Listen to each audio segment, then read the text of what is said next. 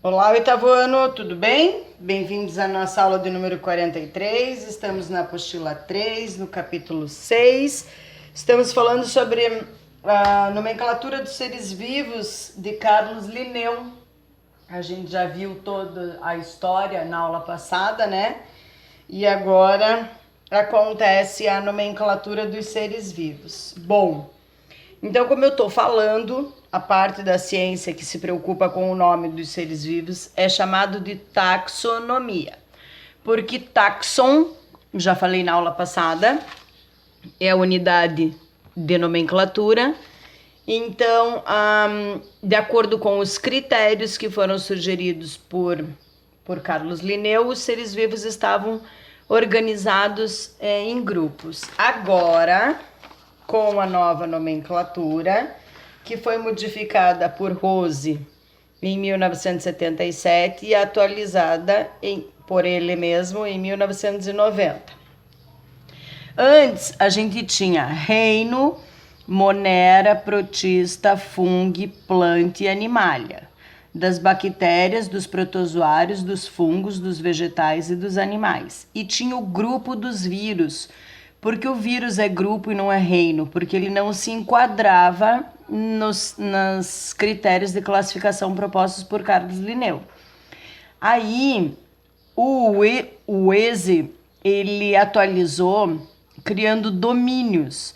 Então, antes a gente tinha reino, filo, classe, ordem, família, gênero e espécie. E agora a gente tem domínio, reino, filo, classe, ordem, família, gênero e espécie. Então, atualmente, além desses reinos, a gente tem que decorar para vestibular, para o Enem, para concurso público, para o segundo grau, que isso aqui é a dinâmica da ciência, né? Vocês estão vivenciando uma nova atualização da ciência. Então, o domínio aciota é dos vírus, só tem os vírus. O domínio procariota é das bactérias. O domínio arquea é das arqueobactérias. Alguns autores trazem este domínio dentro deste domínio. E o último domínio é a eucariota, que estão os seres vivos agrupados. Então, o que aconteceu de diferente daqui para cá? Criou-se um domínio só do reino Monera e criou-se um domínio dos vírus. E os outros foram incluídos em um único domínio, tá?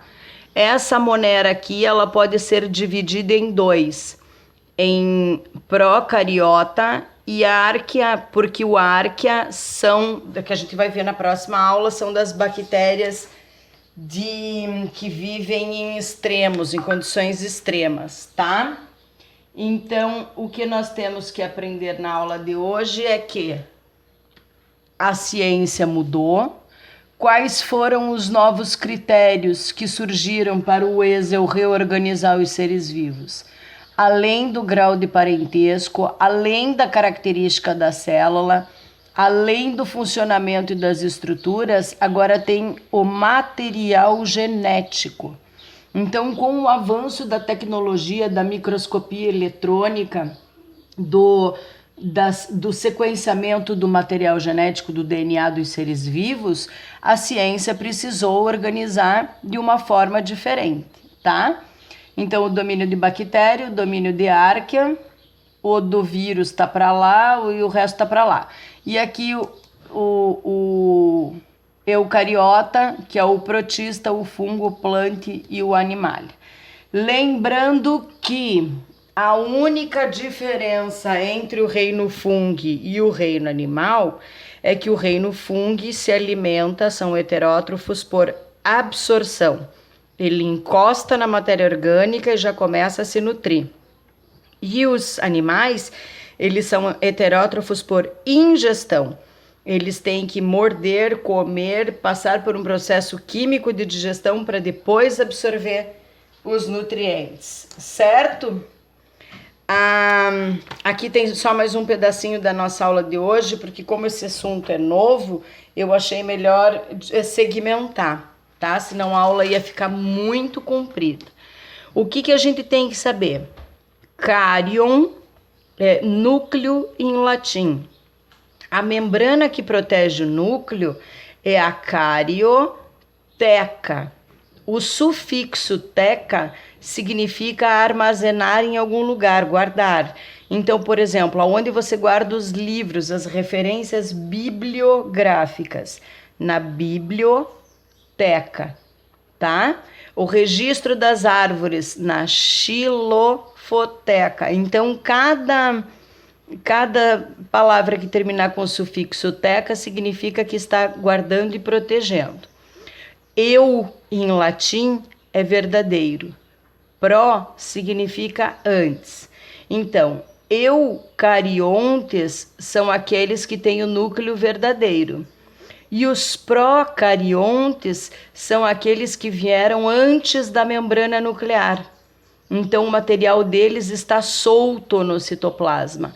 E dos eucariontes tem um núcleo. Essa é a diferença desses seres, do critério de classificação. Autotrofia significa produzir o próprio alimento. E hétero é diferente, então significa que você não produz o seu alimento, você come outros seres. E esses que são autótrofos, geralmente a produção alimentícia é por fotossíntese, tá bom? Próxima aula, a aula já está pronta, já está preparada, como vocês podem ver, domínio das bactérias, tá bom? Um beijo, fiquem com Deus e até a próxima.